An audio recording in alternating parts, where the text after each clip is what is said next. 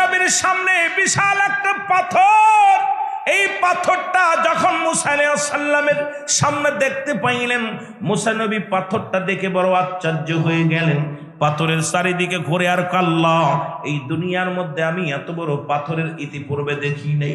রব্বে কারিম এত সুন্দর পাথর, চমৎকার, যার চাকচিকা করতেছে, নূরের ঝলক মারে পাথরের মধ্যে, এত সুন্দর পাথর তো দুনিয়ার মধ্যে আমি দেখি নাই রে আল্লাহ। আমার আল্লাহ কয়, মুসা রে, তুমি পাথর দেখে দাঁড়ায় গেছো, পাথরের উপরটা দেখে তুমি আশ্চর্য হয়ে গেছো, ভিতরটা যদি দেখতে আরো আশ্চর্য হয়ে যাইতা। আল্লাহ রাখতে বলে, মুসা, মুসা কয়, আল্লাহ এই উপরটা তো সুন্দর। আমার আল্লাহ কয়, মুসা রে, ভিতরটা আরো সুন্দর। জোরে বলা যাবে না মারহাবা। আমার আল্লাহ কয়, মুসা রে, তুমি কি ভিতরটা দেখতে চাও? বলে, আল্লাহ দেখতে চাই। সঙ্গে সঙ্গে বলে, মুসা রে, তোমার হাতে কি? বলে, লাঠি। এই লাঠি দিয়ে আমি পাতা পারি, এই লাঠি দিয়ে আমি সাগর পাড়ি দিই, এই লাঠি ফেলে দিই সাপ হয়ে যায়, এই লাঠি দিয়ে আমি দুনিয়ার মধ্যে অনেক মজেজা দেখাই। এই মজেজার লাঠি দিয়ে আল্লাহ, আমার আল্লাহ কয়, মজেজার লাঠি দিয়ে একটা বাড়ি মারো পাথরের উপরে। পাথরটার উপরে যখন মুসা আলাইহিস সালাম একটা বাড়ি মারলেন, বাড়ি মারার সঙ্গে সঙ্গে পাথরটা দ্বিখণ্ডিত হয়ে গেল। ভিতর থেকে এক মুরব্বী মুসলমান তসবিহ হাতে, ভিতরে পাঞ্জাবি, গায়ের মধ্যে পাঞ্জাবি, মাথার মধ্যে টুপি, এক মুরব্বী বইয়া বইয়া তসবিহ পড়তেছে। জোরে জোরে চিল্লায় বলো মারহাবা। আল্লাহর নবী মুসা আশ্চর্য হয়ে ডাকতে বলে, রব্বে কারীম, এই জগতের মধ্যে ইনার মতো আবেদ ব্যক্তি আর নাই। নির্জনে বইয়া পাথরের মধ্যে আল্লাহ, ও আমার আল্লাহ, কি আশ্চর্যজনক দেখাইলা। মুসা নবী তাকায় দেখে স্বর্ণের থালার উপরে খানাগুলো, জান্নাতি ফল, ওর ভিতরে আপেল, আঙ্গুর, কমলা, যত সুন্দর সুন্দর খাবার আছে, নিয়ামতগুলো, জান্নাতি খাবারগুলো প্লেটের মধ্যে। মুসলমান স্বর্ণের প্লেট, স্বর্ণের গেলাস, স্বর্ণের সব কিছুরে মুসলমান। দেখে মুসা নবী আশ্চর্য হয়ে বলে, আল্লাহ, এই ব্যক্তির মতো আবেদ ব্যক্তি দুনিয়ার কেউ নাই। আমার মন বলে, ইতিপূর্বে কেউ আসে নাই, আগামীতেও আসবে না, কারণ ইনার মতো এত আদামি ব্যক্তি, এত বুজুর্গ ব্যক্তি। এ মুসলমান, শুনে নাও, শুনে নাও। ওই ব্যক্তিকে জিগাইলেন, ও ভাই, তুমি এর ভিতরে কেমনে ঢুকলাম? তোমার কেমনের ভিতরে ঢুকলা? কতদিন যাবত আসো? বলে, আমি এর ভিতরে 500 বছর ইবাদত করি। কত বছর? কত বছর? 500 বছর বইরা বসে বসে আছি, বা 50 বছর বসে আছি। এর মধ্যে ইবাদত খাও কোথায়? আল্লাহ খাওয়ায়। এর ভিতরে বয়া থাকো, এর ভিতরে আইলা কেমনে? আমার আম্মা জানের গোলাম আমি ছিলাম, আমার বাবারা, আমি মা বাবার খেদমত করতাম। আমার মা জননী যখন এন্তেকালের সময় হলো, আমার মায়ের পাশে, পায়ের পাশে দাঁড়িয়েছিলাম। আমার মা ডাকতেছিল, বলছিল, বাবা আমি চলে যাব, তুমি কি কিছু চাও? তখন বলেছিল, মা গো, তুমি বিদায় নিয়ে যাবা, তোমার কাছে একটু দোয়া চাই, আমি যেন তোমার খেদমত করতে যা সঠিকভাবে ইবাদত বন্দেগী করতে পারি না। ও জনম দুঃখিনী মা, গো, তুমি আমার এমন দোয়া করো, আমি যেন একটা নিরালায় বসে খোদা তাআলার সান্নিধ্য লাভ করতে পারি। আমি যেন এমন একটা জায়গা আল্লাহ আমারে দান করে, যেখানে বইয়া নির্জনে কোনো মানুষ ডিস্টার্ব করবে না, কোনো মানুষ জানবে না, সেখানে বইয়া আমি আল্লাহর গোলামি করতে পারি। আমার মা দোয়া করেছিল, আমার রব্বে কারীম আমারে দয়া করেছিল। এই পাথরের মধ্যে ঢুকেছি এতদিন যাবত, ঢুকে আমার আল্লাহর গোলামি করি। মুসা নবী ডাকতে কয়, রব্বে কারীম, কি সৌভাগ্য এই ব্যক্তির, তোমার এত নিরালায় ডাকে রে। এনার মতো আবেদ ব্যক্তি, এনার মতো আমলদার ব্যক্তির জগতে কেউ হবে না, বুঝি হয় নাই। আমার আল্লাহ কয়, মুসারে ভুল বললাম, শুনে নাও, শুনে নাও, শুনে নাও। এই পৃথিবীর মধ্যে আখির নবীর উম্মতের এত দাম, এই 50 বছর বা 500 বছর ধরে ইবাদত বন্দেগী করে। শুনে নাও রে মুসা নবী, এমন একজন নবী আমি প্রিয় নবীর বানাইলাম।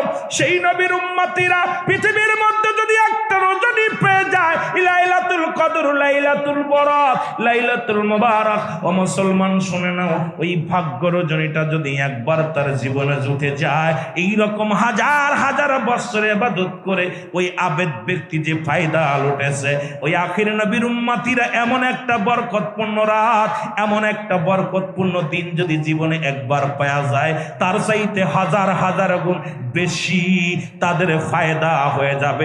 জোরে জোরে চিল্লায়া বলা যাবে না মারহাবা।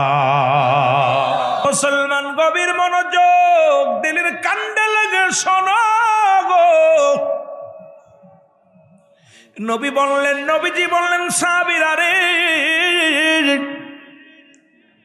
তোমরা কি আমি নবী তোমাদেরকে হাত ধরে জান্নাতে নিয়ে যাব? আমার নবীজি ওয়াদা করলেন। সাহাবীরা বলেন, ইয়া রাসূলুল্লাহ, ইয়া হাবিবাল্লাহ, কে বানা চায়? নবী বলেন, সাহাবীরা রে, শোনো শোনো, কোন ব্যক্তি যদি 5 ওয়াক্ত নামাজ, 5 ওয়াক্ত সালাত জামাতের সহকারে সময় মতো আদায় করতে পারে, আমি নবী তার হাত ধরে জান্নাতে নিয়ে যাব। এখন রাসূলুল্লাহর সঙ্গে কে কে জান্নাতে যেতে চান? হাত তুলে দেখান। আর একটু জোরে জোরে হাত তুলে দেখান, জোরে বলেন নারায়ে তাকবীর, নারায়ে রিসালাত। এ যুবক, দিলের কান্দে লাগা শোনো গো। আল্লাহর নবী যখন এই ওয়াজ করলেন যে ব্যক্তি 5 ওয়াক্ত সালাত, 5 ওয়াক্ত নামাজ সময় মতো আদায় করতে পারবে, রাসূলুল্লাহ তারে হাত ধরে জান্নাতে নিয়ে যাবে, এই ওয়াজটা নবীজি করলেন। নবীর একজন প্রিয় সাহাবী, গরিব সাহাবী, নাম হলো আব্দুল্লাহ। মারহাবা বলো, আর একটু জোরে বলেন আল্লাহু আকবার। এই আব্দুল্লাহ নামের এক সাহাবী, ও যুবক, এই সাহাবী কি করলেন? বাড়ি গেলেন, বিবি ডাক দে কয়, স্বামী এত দেরি হলো কেন? নামাজ শেষ করে আসতে এত দেরি হলো কেন? স্ত্রী ডাক দে বলে, স্বামী রে, এত দেরি হলো কেন? স্বামী বলে, বিবি রে, আমার নবী আজকে ওয়াজ করছে, ওয়াজ শুনে আসতে দেরি হয়ে গেছে। বলে, স্বামী রে, কি ওয়াজ করছে বলো? বলে, স্বামী রে, আমার রাসূল আজকে ওয়াজ করছে, যদি কোনো ব্যক্তি 5 ওয়াক্ত নামাজ, 5 ওয়াক্ত সালাত সময় মতো ওক্ত আদায় করতে পারে, রাসূলুল্লাহ তার হাত ধরে জান্নাতে নিবে। জোরে জোরে বলেন না মারহাবা। এ যুবক শোনো গো, বিবি ডাক দিয়ে কয়, স্বামী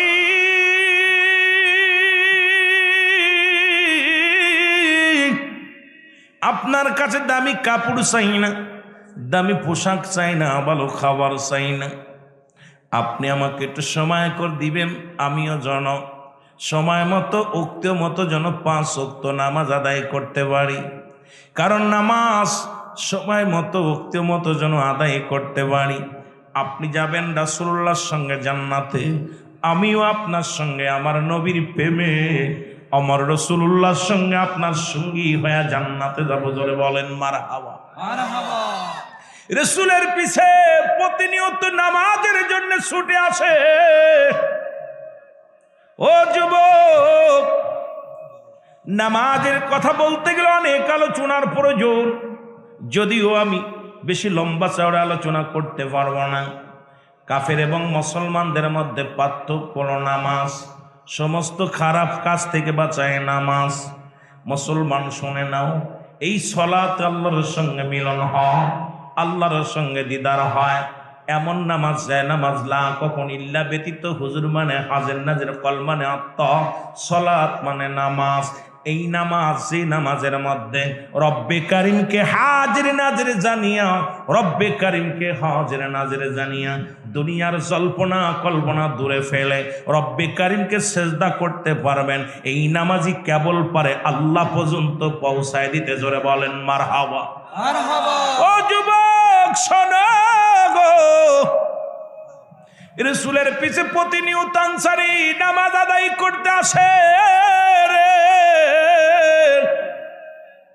রসুল সালাম ফিরায়, নামাজ শেষ করে আসসালামু আলাইকুম ওয়া রাহমাতুল্লাহ, আসসালামু আলাইকুম ওয়া রাহমাতুল্লাহ। আনসারী পিছন থেকে উঠে দৌড় মারে চলে যায়। নবীজি ডাকতে বলেন, সাহাবীরা রে, ও আমার সাহাবীরা, প্রতিদিন আমার আনসারী আব্দুল্লাহ আনসারী দেখি নামাজে আসে, আবার ছুটে দৌড়ায় বাড়ির দিকে চলে যায়, কারণটা কি রে? সাহাবীরা বলে, ইয়া রাসূলুল্লাহ, ইয়া হাবিবাল্লাহ, হয়তো দুনিয়ার কোনো ঝামেলার মধ্যে পড়ছে, দুনিয়ার কোনো প্রেমের পড়েছে। আমার নবী কয় না, আমি নবী নিজেই খবর নিব রে, আমি নবী নিজেই খবর নিব। রাসূলুল্লাহ নিজেই খবর নিতে গেলেন। সালাম দা, আসসালামু আলাইকুম, আসসালামু আলাইকুম আলাল বাইত, আসসালামু আলাইকুম আলাল বাইত। তিনবার সালাম দিলেন নবীজি, একবারও সালামের জবাব পাইলেন না। নবীজি মনে একটু কষ্ট পেয়ে ফিরে আসলেন।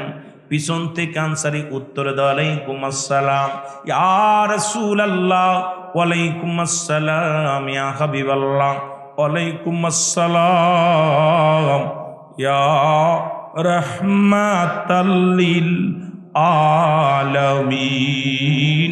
জোরে জোরে চিল্লায়া বলা যাবে না মারহাবা। আল্লাহর নবী ডাক দিয়ে বলে, আনসারী,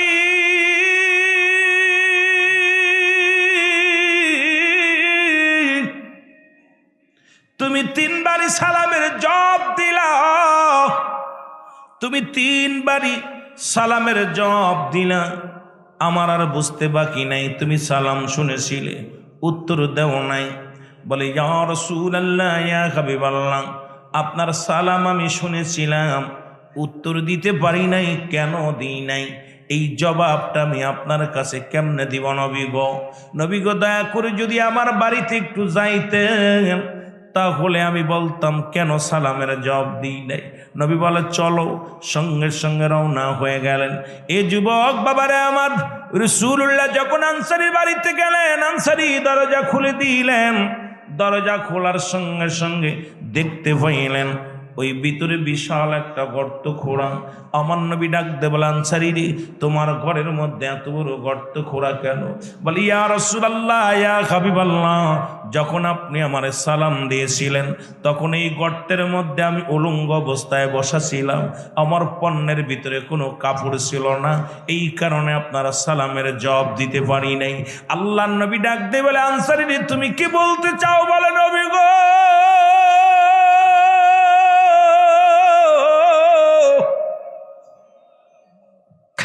আপনি বলেছেন যে ব্যক্তি 5 ওয়াক্ত নামাজ সালাত সময় মতো উক্তি মতো আদায় করতে পারবে, আপনি তারে হাত ধরে জান্নাতে নিবেন।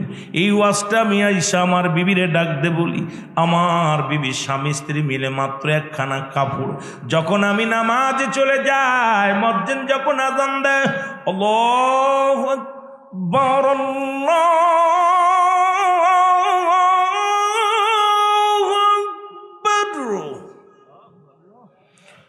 আল্লাহু আকবার।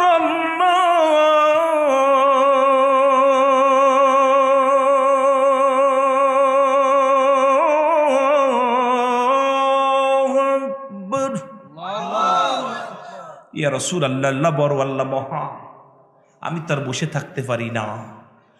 হাইয়া আলাস সালাহ,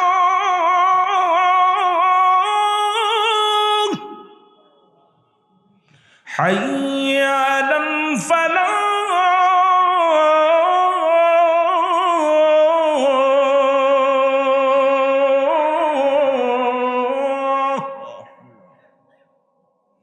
হাইয়া আলাস সালাহ নামাজের জন্য, হাইয়া আলাল ফালাহ কল্যাণের জন্য।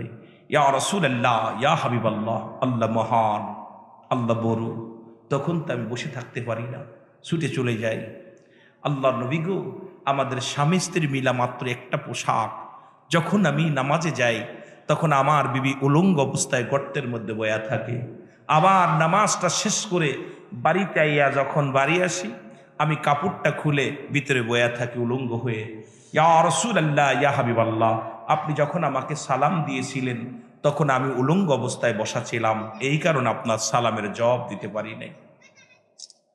আল্লাহ নবী ডাক দিয়ে বলে, আনসারী কি শুনাইলেন? বলি, ইয়া রাসূলুল্লাহ, ইয়া হাবিবাল্লাহ, যখন আপনি আমার সালাম দিয়েছিলেন তখন আমার গায়ের মধ্যে কোনো পোশাক ছিল না, এই কারণে আপনার সালামের জবাব আমি দিতে পারি নাই নবী গো। ও আমার মায়ার নবী। আমার নবী ডাক দিয়ে বলে, আনসারী,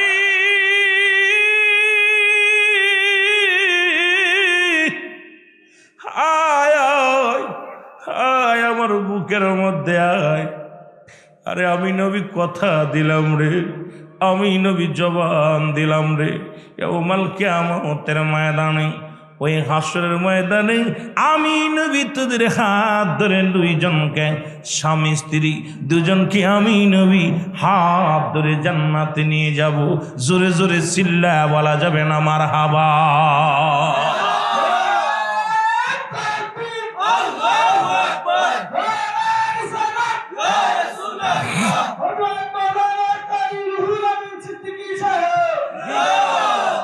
এ ভাইরা আমার, বন্ধুরা আমার, এখন আপনাদের এই মধ্য হাসিমপুরের জমিনে এমন কোন গরিব নাই যার এক টুকরা কাপড় আছে, যে গরিব যে ভিক্ষা করে খায় তারও 3-4টা কাপড় আছে। সেই নামাজের হিসাব যদি আমার রব্বে কারিম ধরে, এক ওয়াক্ত নামাজ কাজা গেলে 2 কোটি, এক ওয়াক্ত নামাজ কাজা গেলে 80 হুতবা পরিমাণ জাহান্নাম, যার 1 হুতবা পরিমাণ হলো 2,88,00,000 বছর। এখন আপনার আমার জীবন থেকে কত নামাজ ছুটে গেছে, এই নামাজের হিসাবটা যদি রব্বে কারিম ধরে, আমার মন বলে বাঁচার মতো উপায় নাই, বাঁচার মতো উপায় নেই। হিসাব করে দেখেন, 1 ওয়াক্ত নামাজ কাজা গেলে 80 হুতবা পরিমাণ জাহান্নাম, যার 1 হুতবা পরিমাণ হলো 2,88,00,000 বছর। একটা আরো 79 আছে। এখন এই 1 ওয়াক্ত নামাজের হিসাব যদি করেন, ক্যালকুলেটর শেষ। এরপরেও আমি আপনি যদি রব্বে কারিম যদি দয়ার সাগর না হয়, রব্বে কারিম যদি আপনাকে আমাকে ভালো না বাসে, যদি মায়া না করে, বাসার মতো কোনো উপায় নাই। জোরে জোরে চিল্লায় বলেন ঠিক কি না? এই জন্য নবীর কাছে 1 নাম্বার পেয়েছিল নামাজ। আপনি যদি নবীর উম্মাত হতে চান, নামাজের গুরুত্ব দিতেই হবে। আল্লাহর কাছে প্রিয় ছিল রব্বে কারিম ভালোবাস উম্মতি বান্দা বান্দিরে, নবীর ভালোবাসায় জন্য রাতের মধ্যে নামাজ দিছে, দিনের মধ্যে নামাজ দিছে। আর এই জন্য আমার নবীজির কাছে 1 নাম্বার প্রিয় ছিল নামাজ। আমরা যারা নবীর উম্মাত বলে দাবি করি, নামাজের দরকার আছে কি না? মজার একটা বিষয় হলো, রসুল পাক সাল্লাল্লাহু আলাইহি সাল্লাম নামাজের গুরুত্ব দেওয়ার কারণে, নামাজের প্রতি যত্নবান হওয়ার কারণে আল্লাহ তাআলা নামাজের রাতও শুরু করছে নামাজ দিয়া, দিনও শুরু করছে নামাজ দিয়া। কারণ আমার হাবিব যেহেতু নামাজ প্রিয়, আমার হাবিব যেহেতু নামাজের প্রতি যত্নবান হবে তার উম্মাতিরা, এই রাত আর দিন শুরুর আগেই নামাজ। আল্লাহু আকবার বলেন না? এ আমার ভাইয়েরা, আমার বন্ধুরা আমার, সুতরাং কাফেররা নামাজ ছেড়ে দেয়, মুসলমান নামাজ ধরে। কাফের এবং মুসলমানদের মধ্যে পার্থক্য যদি হয় নামাজ, সালাত। আর কেন নামাজ পড়বেন না? যখন রব্বে কারিম তামাম পৃথিবী, যখন সমস্ত রূহকে সামনে নিয়ে রব্বে কারিম ঘোষণা করেছে, আলাস্তু বিরাব্বিকুম, আমি কি তোমাদের রব না, আমি কি তোমাদের প্রভু নয়, আমি কি তোমাদের মালিক নয়? তখন সবাই স্বীকার করেছিলাম, ক্বালু বালা, স্বীকার করলাম আপনি আমাদের রব, আপনি আমাদের প্রভু। এখন মালিক স্বীকার করে আসলেন আপনি আল্লাহকে, সেই আল্লাহর হুকুম পালন করার দরকার আছে কি না? ইমাম সাহেব বেতন নিব, নামাজ না পড়ায় বেতন দিবেন? কথা কয় না। আমি ওয়াজ করতে আইছি, যাই হাদিয়া দিবেন, ওয়াজ না করলে দিবেন? কথা কয়। তো রব্বে কারিম তো শিকার একদম কবুল পড়ায় ছাড়ছে, ডানে বামে যাওয়ার কোনো সুযোগ দেয় না আল্লাহ। সমস্ত রুহের জগৎকে ডাক দে বলছে, রুহের জগৎ, আমি কি তোমাদের রব? তোমাদের প্রভু? আলাস্তু বিরাব্বিকুম ক্বালু বালা, স্বীকার করছি, আমি আপনি সবাই স্বীকার করছি, হ্যাঁ আপনি আমাদের রব। জোরে বলেন না মারহাবা। তাহলে সেই রবের গোলামি করার দরকার আছে কি না? আরো জোরে বলেন। এখন সময় করে দেখেন আপনার জীবনে এই 12টা ঘন্টার 24টা ঘন্টার ভিতরে ফজরের 2 রাকাত ফরজ, জোহরের 4 রাকাত ফরজ, আসরের 4 রাকাত ফরজ, মাগরিবের 3 রাকাত ফরজ, ঈশায় 4 রাকাত ফরজ। কত রাকাত? এই 17 রাকাত নামাজ পড়তে সুন্নাত নফল দিয়া 1টা ঘন্টা সময় লাগে না। আপনি 23টা ঘন্টা আপনার, 1টা ঘন্টা আমার আল্লাহর। এটাও যদি দিতে না পারেন, নাম সারা জান্নাত আশা করা সম্ভব নয়। ধরে বলেন ঠিক কি না? আপনি মিলায় দেখেন, এই 17 রাকাত নামাজ পড়তে ভাই 1 ঘন্টা লাগে? 1 ঘন্টা লাগে না। তা আপনাকে 24টা ঘন্টা রব্বে কারিম দান করলো। কয়টা ঘন্টা?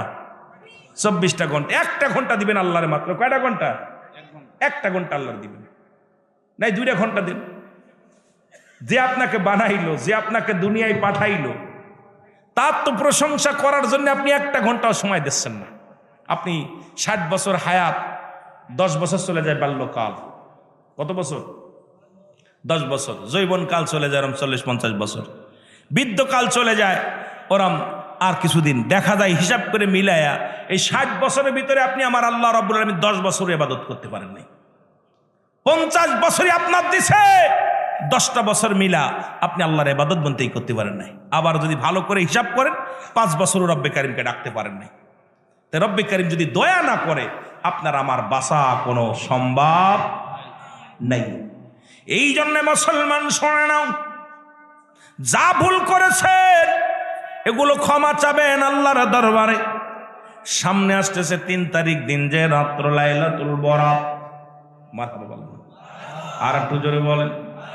শবে বরাত, ভাগ্য রজনী। এই দিনে রাসূল পাক সাল্লাল্লাহু আলাইহি ওয়াসাল্লাম আম্মা জান আয়েশা সিদ্দিকার কাছে শুয়ে আছে। গভীর রাত্রে উঠা দেখে আম্মা জান রাসূল পাক সাল্লাল্লাহু আলাইহি ওয়াসাল্লাম পাশে নাই। রাসূলকে খুঁজতে লাগলেন, কারণ চারিদিকে শত্রু হানা দিছে। না জানি নবীকে হত্যা করে ফেলে, না জানি নবীকে দুনিয়া থেকে বিদায় করে দেয়। আম্মা জান আয়েশা সিদ্দিকা খোঁজাখুঁজি শুরু করলেন, কোথাও খুঁজে পায় না। খুঁজতে খুঁজতে যা পাইলেন রহমতের নবী জান্নাতুল বাকির মধ্যে বসে বসে, যেখানে 10,000 সাহাবী। কত হাজার? 10,000 সাহাবী রসুলের পাকের সাহাবীগণ শুয়ে আছে জান্নাতুল বাকির মধ্যে। নবীজি দেখে চোখের পানিগুলো ফেলায় ফেলায় কান্দে, আর কান্দতে স্যার আল্লাহ বল, আল্লাহ আমার জীবিতদের মাফ করে দাও, মুর্দাদেরকে মাফ করে দাও, আমার সাহাবীদেরকে ক্ষমা করে দাও। আমার মুসলমান শুনে নেন, আম্মা জান আয়েশা বলে, ইয়া রাসূলুল্লাহ আপনি কেন কাঁদছেন? কায়সারে তুমি কি জানো না, এই শাবান মাসের এই 14 তারিখ দিন, গত রাত্র 15 তারিখ, আজকে রব্বি কারীম বান্দারে মাফ করানোর জন্য রব্বে কারীম ডাক দিয়া ফেরেশতার মাধ্যমে আমাকে ডাক দিয়া এই ময়দানে পাঠিয়েছে। সর্বপ্রথম আমি দুনিয়া থেকে যারা বিদায় হয়ে গেছে তাদের জন্য মাগফিরাত কামনা করি। এরপরে যারা দুনিয়াতে আসে তাদের জন্য রব্বে কারীমের দরবারে ক্ষমা চাই। ও আমার ভাইরা, আমার বন্ধুরা, আমার আর উম্মতের মধ্যে মুসলমান এমন ভাগ্যবান রাত আল্লাহ দান করেছে। এই উম্মতের যদি বিচার করে কথাগুলো মনে পড়ে গেল, মুসা আলাইহিস সালাম একটা লাঠি নিয়ে রওনা দিলেন পাহাড়ের দেশে, পাহাড়ের মধ্যে উঠতেছিলেন।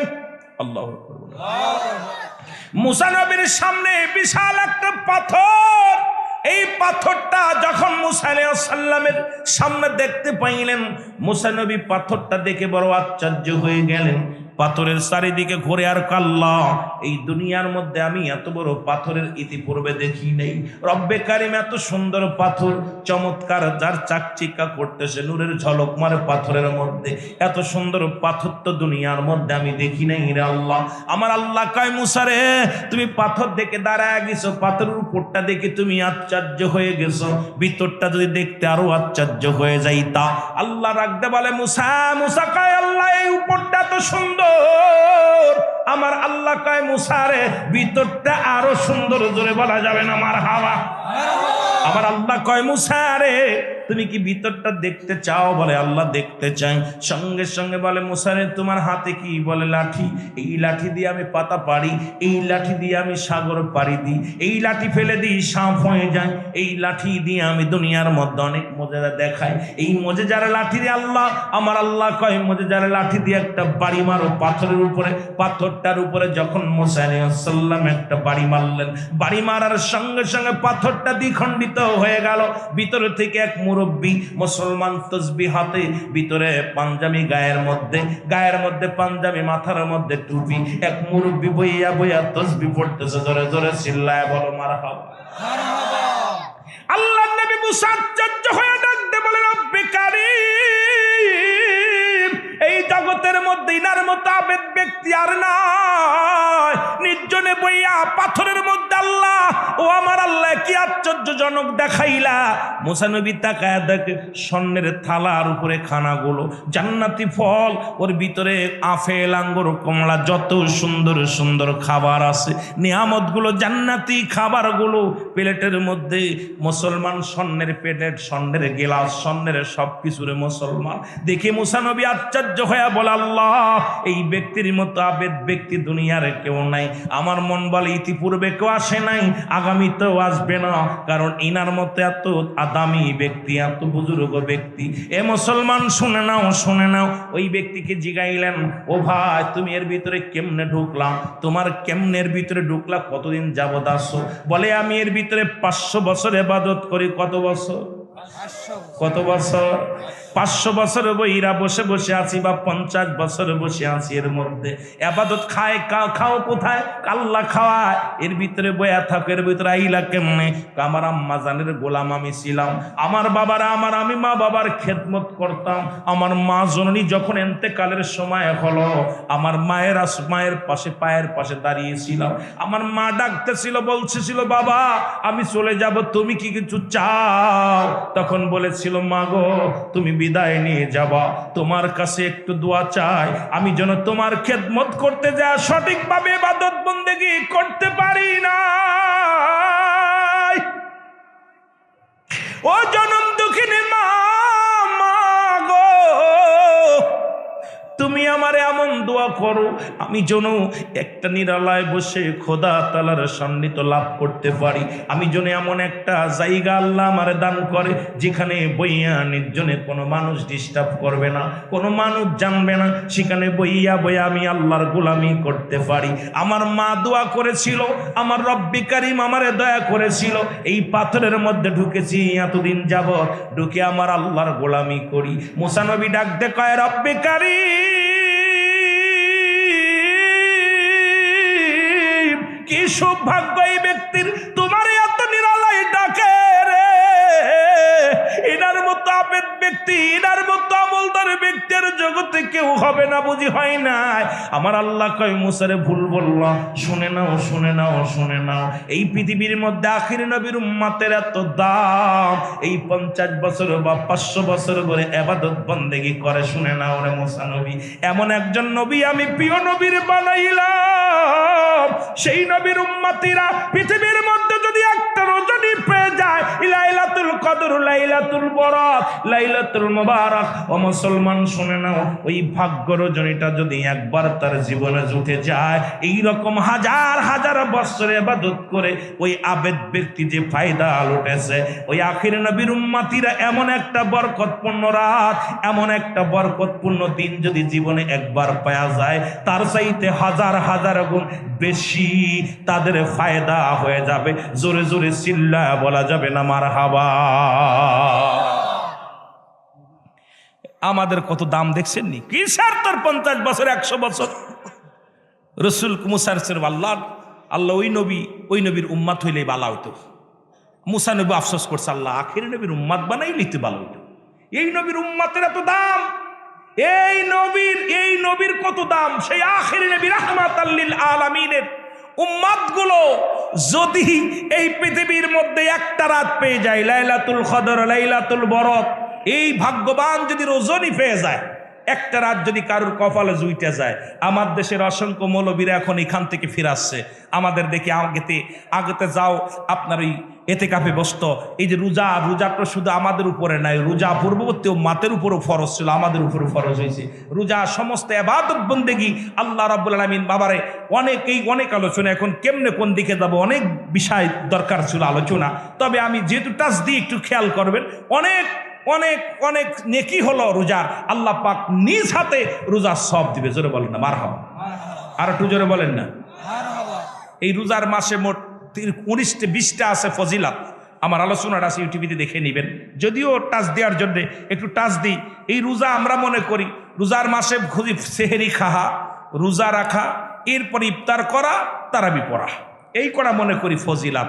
আরো বাকি যে আছে ফজিলাতপূর্ণ, এগুলো আমরা অধিকাংশই পালন করি না। জোরে বলেন ঠিক কিনা, আরো জোরে বলেন ঠিক কিনা। রোজার মাসে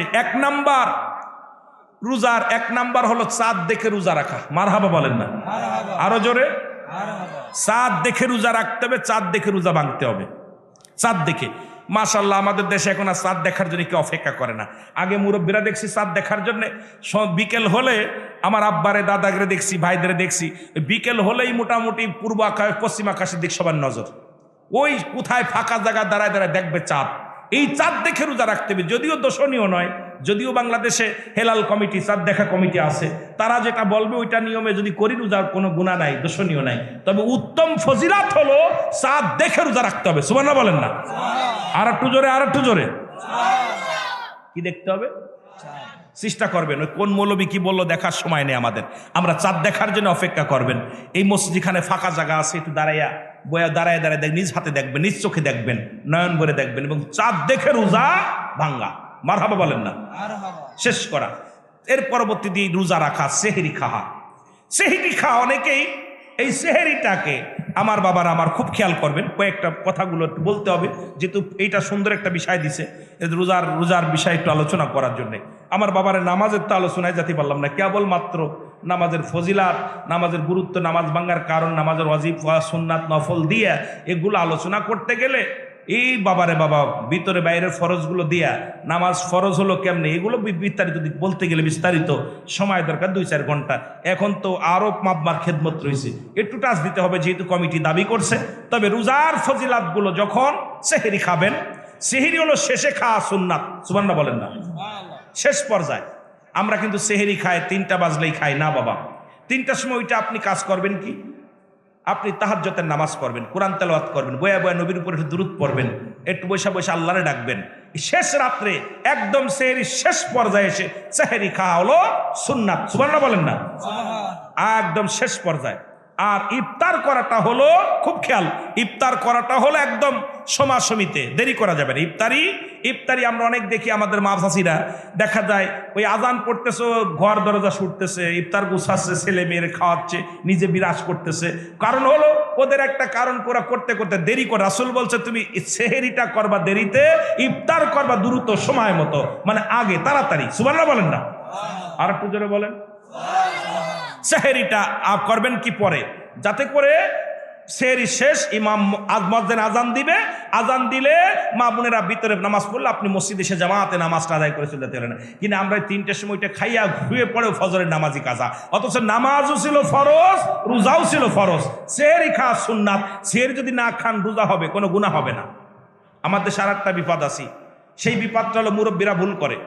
সেই ভুলটা হলো দেখা যায় তারাবির নামাজের সঙ্গে সংযোগ করে ফেলেছে, যে তারাবি যেদিন পড়তে পারে ওদিন রোজা রাখে, তারাবি না পড়তে পারলে রোজা রাখে না। দেখা যায় সেহরি খাইলে রোজা রাখে, না খাইলে রোজা রাখে না। তারাবির সঙ্গে রোজার কোনো সম্পর্ক নাই, কারণ নামাজ রোজা হলো ফরজ, তারাবি হলো সুন্নাত। এই সুন্নাত যদি আপনি কোনো আদায় না করতে পারেন কোনো গুনাহ হবে না আমার বাবারা আমার। কিন্তু ওই রোজার সঙ্গে কিন্তু এটা উত্তম হলো তারাবি পড়তে হবে, এটা উত্তম। রাসূল পাক সাল্লাল্লাহু আলাইহি সাল্লাম সারাদিন রোজা রাখতেন আর রাত ভরে দাঁড়িয়ে দাঁড়িয়ে সালাত আদায় করতেন। জোরে বলেন না মারহাবা, আর একটু জোরে বলেন মারহাবা, আরো জোরে। এখন আমাদের তো অবস্থা, নামাজ দাঁড়াইলে মোটামুটি যে 20 রাকাত পড়লো 20 সেকেন্ডে শেষ, 20 সেকেন্ডে শেষ। অথচ হুজুরে পাক সাল্লাল্লাহু আলাইহি সাল্লাম নামাজ দাঁড়াইছে, এমনভাবে নামাজ পড়ছে, সেই নামাজে ঘন্টার পর ঘন্টা কাটিয়ে দিয়ে কোরআন তেলাওয়াত একবারে 15 পারা পড়ছে, এক খতম হয়ে গেছে নামাজের ভিতরে। নামাজ তেলাওয়াত শুরু করছে, তেলাওয়াত করতে করতে আমার নবী সাহাবীরা, আমার বাবার একদিন রাসূল পাক সাল্লাল্লাহু আলাইহি সাল্লাম যখন মক্কা থেকে মদিনায় হিজরত করলেন, হিজরত করার পর রসুল পাক সাল্লাল্লাহু আলাইহি ওয়াসাল্লাম একটা ঘরের ভিতরে বা একটা তাঁবুর মধ্যে আশ্রয় নিলেন। নেওয়ার পর এখানে শত্রুপক্ষ আনাজ রসুল বললেন, তোমরা দুইজন, একজন 12টা পর্যন্ত পাহারা দিবা, আর একজন 12টা থেকে শেষ রাত পর্যন্ত পাহারা দিবা। তো 12টার পরে এক যে আসলেন, উনি চিন্তা করলেন রাত শুধু শুধু জেগে লাভ কি, নামাজ দাঁড়াই। উনি নামাজে কিরাত পড়া শুরু করছে, নামাজ পড়তেছে। শত্রুরা আয়েশা হানা দিছে, রসুলে পাক সাল্লাল্লাহু আলাইহি সাল্লাম যে তাঁবুর মধ্যে আছে, শত্রুরা আয়া চিন্তা করছে ওটা গাছ দাঁড়ায় আছে নাকি তীর মারছে দূর থেকে। তীরটা যখন মারছে পুরোতের ভিতর দিয়া ঢুইকে পার হয়ে গেছে, একদম ভিতরে ঢুইকে গেছে। আর একটা তীর যখন মারছে তখন বুক বরাবর মারছে, তখন নামাজটা ছেড়ে দিছে। চিন্তা করছে যদি নামাজটা বুক বরাবর আসতেছে, এখন যদি নামাজ না ছেড়ে দিই তাহলে আমি মারা যাব, আর আমি মারা গেলেই রাসূল পাক সাল্লাল্লাহু আলাইহি সাল্লামের উপর আক্রমণ করবে। এখন সকাল হয়ে গেল, রাসূলুল্লাহ তাবু থেকে বাইর হলো, উঠে দেখে সাহাবী কাঁদতেছে, ইয়া রাসূলুল্লাহ ইয়া হাবিবাল্লাহ। নবীজি বলতে, সাহাবী কেমনে হলো? বলে, ইয়া রাসূলুল্লাহ তীর মারছে। দ্বিতীয়, আমি এমন, আমাকে মারলো কেমন করে?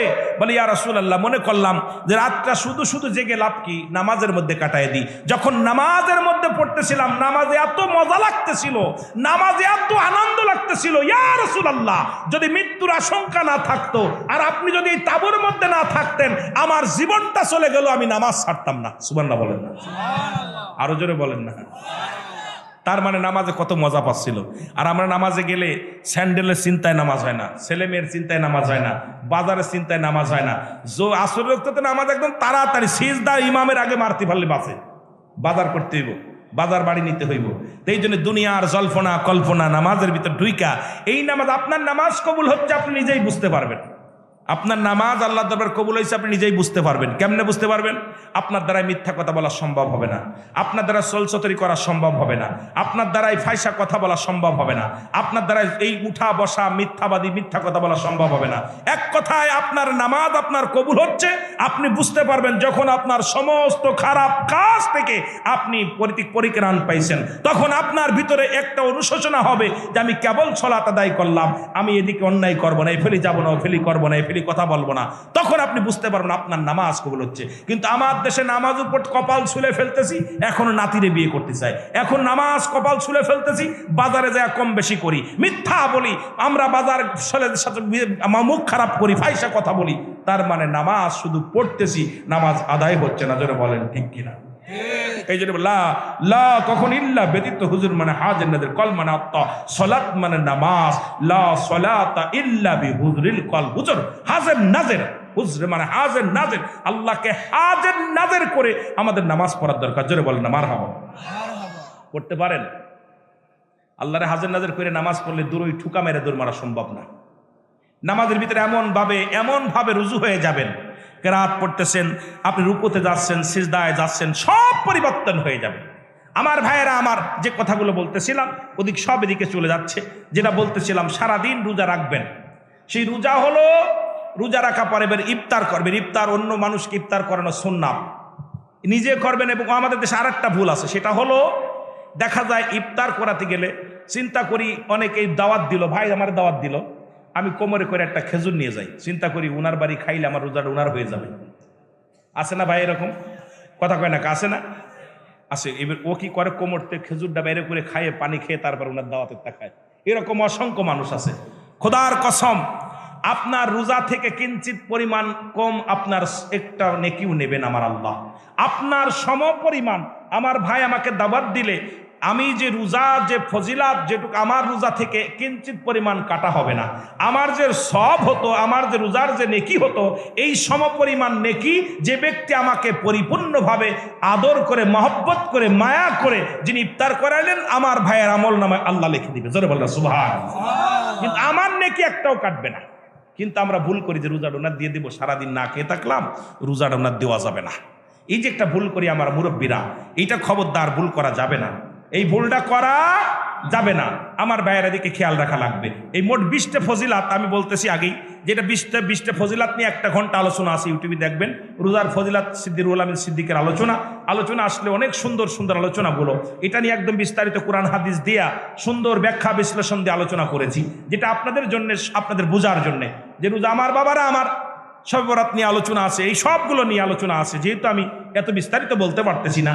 এরপরে রোজা রাখা অবস্থায় আপনাদের কি করণীয়? কি করণীয় হলো আপনার এই 1 নাম্বার করণীয়, আপনি সারাদিন রোজা রাখবেন। রোজা রাখা অবস্থায় কেউ ঝগড়াঝাটিতে লিপ্ত হওয়া যাবে না। ঝগড়াঝাটিতে লিপ্ত হওয়া যাবে না। যদি কোনো ব্যক্তি আপনাকে গালি দেয়, ভাই আমি রোজা আছি, কেউ যদি আপনাকে পাড়ায় ধরতে জুন্ডাল করে, অনেকে আছে বেজাল বাতাতে চায়, আপনি সঙ্গে সঙ্গে ভাই জান আমি রোজা আছি কয়ে সরে চলে যাবেন। আমার ফজিলাত হলো গভীর মনোযোগ, রোজা রাখা অবস্থায় এই অবস্থায় আপনি কি করবেন? ওই ঝগড়াঝাটি থেকে লিপ্ত হবে, ফাইসা কথা থেকে লিপ্ত দূরে থাকতে হবে। ফাইসা কথা, মুখ দেয়া ফাইসা কথা, এগুলো পরিহার করতে হবে রোজা রাখা অবস্থায়। আমার মুসলমান বাবারা, আমার যে ফজিলাত হলো, এই ফজিলাতপূর্ণ বিষয় হলো রোজা রাখবেন। আপনি রোজা রাখা পর দান ধ্যান বেশি করবেন। কি করবেন? দান ধ্যান বেশি করবেন। রাসূল পাক সাল্লাল্লাহু আলাইহি সাল্লাম দান ধ্যান বেশি করতেন। এরপরে কি রে ভাই, আপনাদের আমি গড়ি দেখার সময় আছে, আপনারা দেখালে আপনারা লস করবেন। যা হয় হোক, যেদিকে যায় যাক, কথা বলা শুরু করছি, দেখা যাক কোন ভুতু যাওয়া যায়। আমার বাবারা, আমার যেটা বলতেছিলাম, যেটা এই রোজা রাখা অবস্থায় এরপরে আপনি সাদকাতুল ফিতরা এটা আদায় করবেন। রাসূল পাক সাল্লাল্লাহু আলাইহি সাল্লাম শেষের 10 দিন খুব গুরুত্ব। এইটা হলো, আমি এদিকে আরো আছে, আমি যাইতেছি পরে। শেষের 10টা দিন হচ্ছে সবচেয়ে গুরুত্ব। রোজাকে 3টে ভাগ করছে, রহমত, মাগফিরাত, নাজাত। কয়টা ভাগ? জোরে বলেন কয়টা ভাগ? রহমত, মাগফিরাত, নাজাত। শেষের 10 দিন রাসূল পাক সাল্লাল্লাহু আলাইহি সাল্লাম এই যে এতেকাপ শব্দের অর্থ হলো আবদ্ধ থাকা। এতেকাপে থাকা অবস্থায় যদি কোনো ব্যক্তি মহল্লার কেউ মারা গেছে, জানাজায় শরীক হলে তার এতেকাপ ছুটে যাবে। এখন আমাদের দেশে যারা এতেকাপে বসে ভণ্ডামি করে, কারণ এতেকাপে বইয়া দেখা যায় মোবাইলে খালি গেম খেলতেছে। অনেক জায়গায় মোবাইলে গেম খেলে, মোবাইল দেখে, এরপরে শালির সঙ্গে আলাপ, বোর সঙ্গে আলাপ। একমাত্র গোসল যদি ফরজ হয় এটা করবে, আর যেটা শরীরের সমস্যা থাকলে এই 10 দিনে 1 দিন গোসল করবেন। কিন্তু এত গোসল আপনার জন্য ফরজ হয় না, হয়তো স্বপ্নদৃষ্ট হতে পারে, সামরিক সমস্যা হতে পারে, এর জন্য ভিন্ন ব্যাপার। কিন্তু এতেকাপে বসে আপনি ওই যে আমাদের দেশে যারা বর্তমানে এতেকাপ করতেছে, আমার দৃষ্টিতে মনে হয় শুধু নিহাত এক জায়গার গল্প করা। আপনি থেকে বসে বেশি কোরআন তেলাওয়াত করেন, বসে কোরআন তেলাওয়াত করেন, বসে তসবিহ টেপেন, কিছু পারেন না। সুবহানাল্লাহ, আলহামদুলিল্লাহ, আল্লাহু আকবার, আল্লাহুম্মা জিন্নি মিনান নার। আপনি যেটা কোনো আলোচনা করেন, বসে আল্লাহরে ডাকেন, আল্লাহ আল্লাহ আল্লাহ আল্লাহ আল্লাহ আল্লাহ আল্লাহ আল্লাহ, বেশি করে কারেন। এই 10টা দিন এরপরে বেজোর রাত, এই শেষের 10টা দিন বেজোর রাত দেখে ইবাদত করা। সুবহানাল্লাহ বলেন না? আচ্ছা ভাই, আমরা অনেক সময় 27 রোজা আমরা পালন করি, মনে করি আপনার এই 27 রোজা আমাদের মধ্যে মনে হয় কি আমরা লাইলাতুল কদর, ঠিক কি না? কথা কয় না কেন? এই আচ্ছা ভাই, 27 রাত যদি না হয়, আপনি 21 থেকে শুরু করলেন, 21 পড়লেন, 4 রাকাত সুন্নাত বেশি করে নফল নামাজ পড়লেন, রাত্রে কোরআন তেলাওয়াত করলেন, 23 পড়বেন, 25 পড়বেন, এরপরে 27 পড়বেন, এরপরে 29 পড়বেন। কারণ আপনি যে কোনো বেরোজোর রাতগুলো পাবেন, বেশি রাসূল পাক সাল্লাল্লাহু আলাইহি সাল্লাম যেটা করতেন, আমরাও সেটা করব। বেজোর রাতগুলো দেখে আমরা বেশি ইবাদত করব, আল্লাহর দরবারে কান্নাকাটি করব। জোরে বলেন না মারহাবা? আর একটু জোরে বলেন মারহাবা। এবং আমরা এই রাসূল পাক সাল্লাল্লাহু আলাইহি সাল্লাম বলছে, এই 10 দিন নবীজি বেশি কান্নাকাটি করতেন, সাহাবীরা বেশি কান্নাকাটি করতেন। আমরা এই 10 দিন ঈদের আনন্দ লেগে যায়, কিনা কাটার জন্য না বাবা।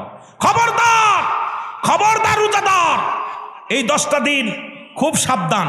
রহমতের ফেরেশতা প্রতিটা বান্দার দাঁড়ে একদম, আমরা যারা ভিক্ষা চেয়ে বেড়ায় দাঁড়ে সাহায্যের জন্য, ওই রহমতের ফেরেশতা আপনার কাছে আসে, মাফ চাও, গুনাহ মাফ চাও।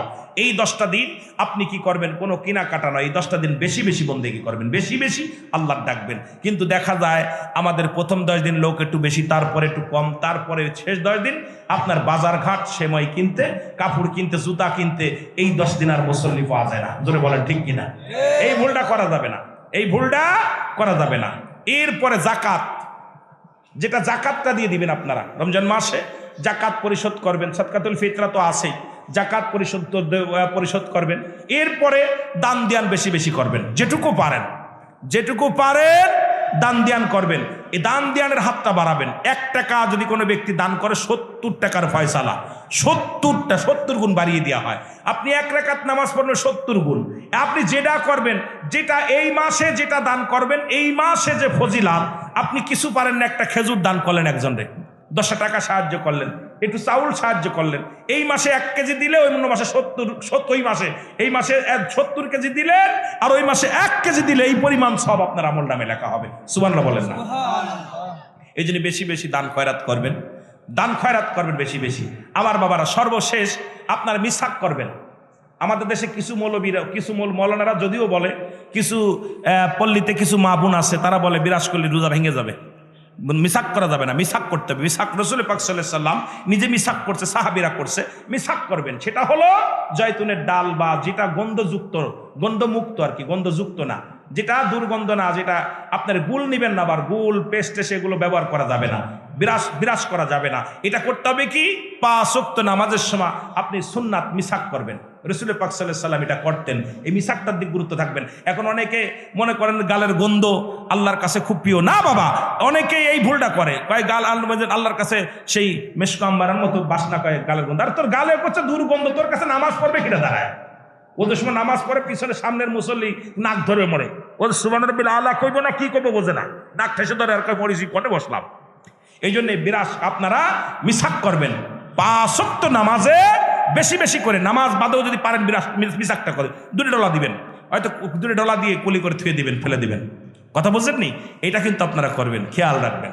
এরপরে আপনারা এই যে সহবাসের বিষয়, এগুলো মাসলা, আরো বিষয় কঠিন কঠিন মাসালা আছে। ফজিলাত তো 20টা, আর নিষিদ্ধ আর করণীয়, এটা নিয়ে আলোচনা করতে গেলে আরো ঘন্টা। কথা বুঝিনি, তবুও অল্প একটু টাচ দিয়ে যাই।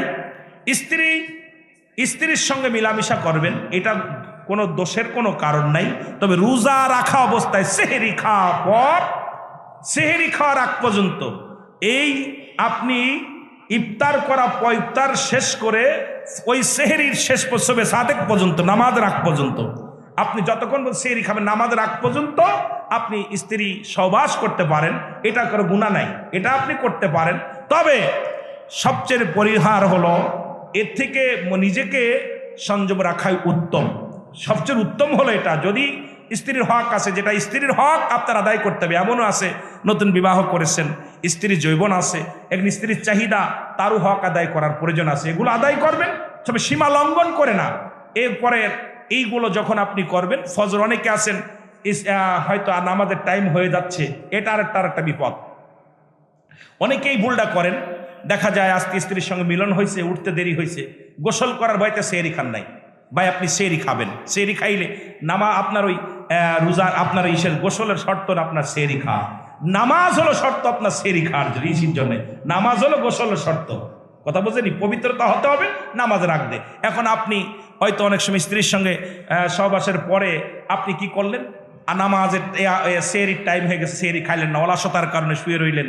এরপরে চিন্তা করলেন আজকে রোজা রাখা হলো না, আপনি ভুল করলেন, আপনি সেহরিটা খেয়ে নেবেন।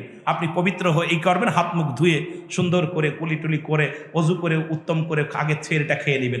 এরপরে নামাজের আগে আপনি তাড়াতাড়ি গোসল শেষ করে এরপরে আপনি কি করবেন, নামাজ দাঁড়াইবেন, নামাজটা পড়ে নেবেন। কিন্তু সেহরি খাওয়ার জন্য আপনার যে গোসল ফরজ, এইরকম অনেক ভুল করে আমাদের কাছে। এই যে আমরা যখন টিভিতে আলোচনা করি, অনেক এটা নিয়ে অনেকেই প্রশ্ন করেন, মাই টিভি তার টিভিতে আমরা যখন আলোচনা করি সত্য ইসলাম, তৈরি মুর্শিদ আমার, এরপরে সল জব, অনেকেই অনেক উদ্ভাট প্রশ্ন করেন। কিন্তু এগুলো আমাদের এখন যেহেতু রোজার বিষয়ে কথা বলছে, আমার প্রথমেই দরকার ছিল এর মানে করণীয় কি আর বর্জন কি, এইটার উপর আলোচনা দরকার ছিল, লেখা দরকার ছিল যে রোজার করণীয় কি আর বর্জন কি, এই 2টা বিষয়ের উপরে, যে আমাদের করণীয় কি আর বর্জন করতে হবে কি, বাদ দিতে হবে কি, এইগুলো গুরুত্ব দিয়ে আলোচনা করতে হবে। তো আমার বাবারা, সে তো এইগুলো খেয়াল রাখবেন। আবার অনেকে মনে করেন রোজা রাখা পর দিনের বেলা ঘুমান, দিনের বেলা ঘুমানোর পর দেখা যায় হয়তো অনেক যুবক আপনার সমস্যা হইতে পারে, যেটা এত অনেক বাপ ছেলে আছেন এখানে, এলো আপনার যদিও ফিকা শাস্ত্রের কথা, যারা মুক্তি মানুষ তারা এগুলো পড়তে হবে, আমাদের উলামা ইকরাম যারা আছেন বলতে হবে। তবে অনেকেই মূর্খ মানুষ যারা এই কথাগুলো বললে অনেকেই চিন্তা করে হুজুর একদম কেমনে কথা বললো। না বাবা, এটা হলো যখন আপনি রাত দিনে ঘুমান, যে কোনো শয়তানের আশ্বাসায় পড়ে আপনার যে কোনো সমস্যা হতে পারে, এর কারণে অনেক সময় রোজা ভেঙে যায়। না বাবা, রোজা ভাঙ্গে না। এটা যদি আপনি তবে না রোজা রেখে না ঘুমানো উত্তম, না ঘুমানো উত্তম। যদি কোনো ব্যক্তি ক্লান্ত দেহর মধ্যে ঘুমায় পড়েন, এই অবস্থায় যদি নাইট প্রেশার হয় বা কোনো কিছু হয়, এতে রোজা ভাঙবে না, এহার দ্বারাও রোজা হালকা হয়ে যাবে। ঘুমানোর কারণে রোজা হালকা হয়ে যাবে। আপনি বেশি বেশি তওবা করে নেবেন, আস্তাগফিরুল্লাহ রাব্বি মিন কুল্লি যামবি ওয়া আতুবু ইলাইহি, তওবা করে নেবেন, বেশি বেশি তওবা করে ইস্তেগফার করে নেবেন। তবে রোজা থেকে না ঘুমানো উত্তম। সুবহানাল্লাহ বলেন না? আরো জোরে বলেন, আরো জোরে বলেন। আর এই রমজান মাসে আবার অনেকে বলে, এইটা আবার বেশিরভাগ আমাদের বড় লোকরা বলে, যে মাসে যত খাবি কোনো হিসাব হবে না, খা যত পারিস খা। কথা বলছেনি? খা, জম্বের খা খা। ইনসাফ আছে, ইনসাফ আছে। প্রতিটা জিনিসের তিনটা ভাগ করছে আল্লাহ পেটকে, এক ভাগ খালি, এক ভাগ পানি, এক ভাগ খানা। খুব খেয়াল, এক ভাগ তিনটা মানুষ। আপনি তো পশু না যে উদার করে খাইলেন, যত কম খেতে পারবেন, যত কম খেতে পারেন। তিনটা ভাগ করছে পেটকে, একটা ভাগ খালি, একটা ভাগ পানি, একটা ভাগ হলো খাবার। আপনি সবসময় জন্য একটা ভাগ খালি রেখে দিবেন, খালি রাখবেন একটা জায়গা। সেই জায়গাটা আপনি, আমার দেখা যায় ভালো মন্দ হইলে খুব খাইলাম, দাওয়াত পাইলাম আর খাইলাম, খাইয়ে গলা পন্ত দেখছো, রোজা কিন্তু 12টা বেজে যাবে। খুব খেয়াল, এদিকটা এমনি দিন তো বাদ আছে, কিন্তু রোজার কিন্তু 12টা বাজবে। কথা বোঝেননি?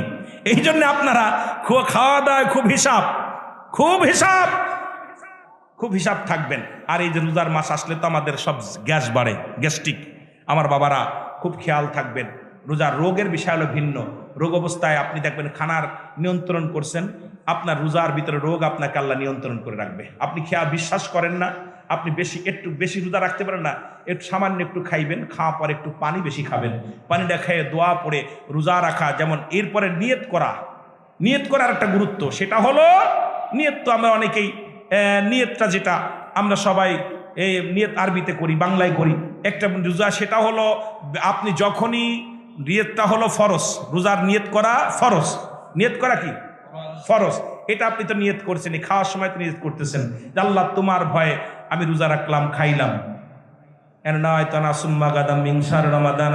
এই যে আরবিতে অনেকে পারে না, যদি বলেন পারেন নাকি, কথা কয় না কেন? তারপরে আপনার ইফতারের দোয়া, আল্লাহুম্মা সামতুল্লাহ তাওয়াক্কালতু আলা রিজকিকা, একদম অনেকেই পারি না, তোরে বলেন ঠিক কি না? কথা বলেন না কেন? এখন আপনি কি করবেন? আপনার করণীয় হলো, আমি ওদিক বিস্তারিত কইতে গেলে সময় লাগবে বাবা, এই জন্য যত তাড়াতাড়ি যেতে পারি। তো বিশেষ করে বাংলা, আল্লাহ তোমার হস্তে তোমার সন্তুষ্টের জন্য রোজা রাখছিলাম, তোমার সন্তুষ্টের জন্য বাংলাম আলহামদুলিল্লাহ। রোজা রাখতেছে আল্লাহ তোমার সন্তুষ্টের জন্য, সেহরি খাইলাম, তুমি আল্লাহ কবুল করো, মারহাবা বলেন না? যথেষ্ট, এটা করলেই ফরজ আদায় হয়ে যাবে। আল্লাহ আমাদের বুঝার তৌফিক দান করুক, সকল বলুন আমিন।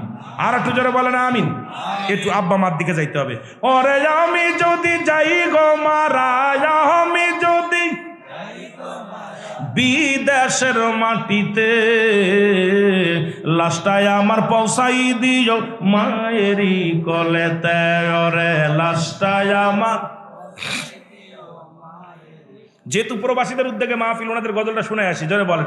ওরে আমি যদি যাই গো মারা, আমি যদি বিদেশের মাটিতে, লাশটায় আমার পৌঁছাই দিও মায়েরই কলেতে।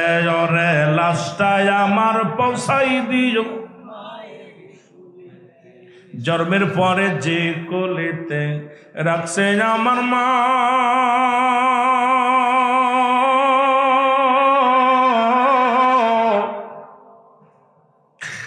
সেই মাকে না দেখাইয়া আমায় দাফন দিও না, আমায় কাফন দিও না। এলাকাবাসী রে,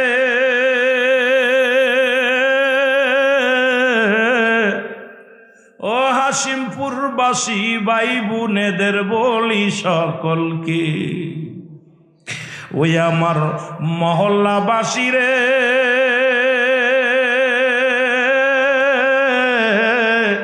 একটা দাবি তোমাদের কাছে, জন্মের পরে যে কোলেতে রাখছে আমার মা, সেই মারে না দেখাইয়া আমায় দাফন দিও না, আমায় দাফন দিও না। আমার মায়ের মুক্তি দেখলে পারে, আমার মায়ের মুক্তি দেখলে পারে শান্তি পাব কবরে। লাশটায় আমার পৌঁছাই দিও মায়েরই কলেতে, বলো লাশটায় আমার পৌঁছাই দিও।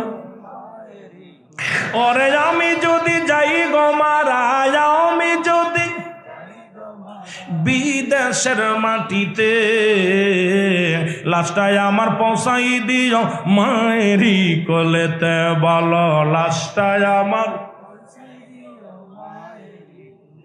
এই জগতে মায়ের মতো নাই কেউ আপন।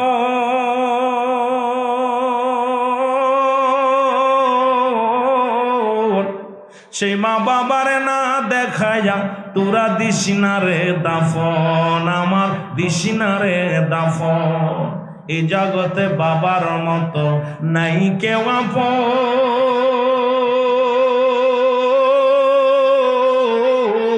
সেই মা বাবারে না দেখায়া দিস না রে দাফন, আমার দিস না রে দাফন।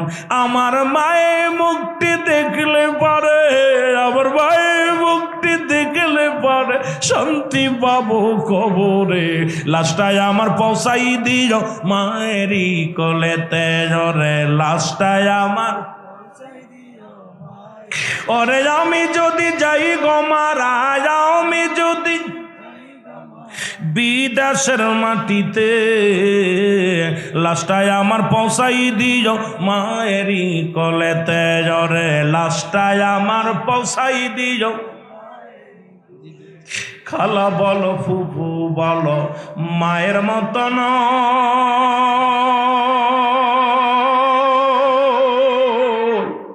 চাচা বলো খালু বলো বাবার মতো নাই জগতে, বাবার মতো নাই।